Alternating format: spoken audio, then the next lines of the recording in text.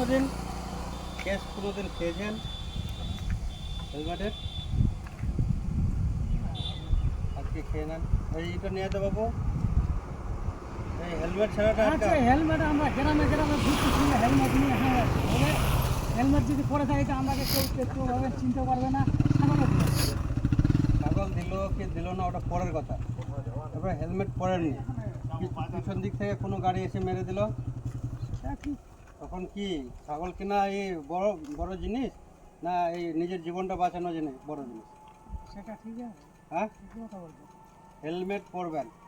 এরপরে যদি হেলমেট ছাড়া দেখি তাহলে কিন্তু কেস দিব, তারপর হেলমেট নিয়ে কোর্টে পাঠাবো কিন্তু। ঠিক আছে, হেলমেট ঠিক আছে। ঠিক আছে।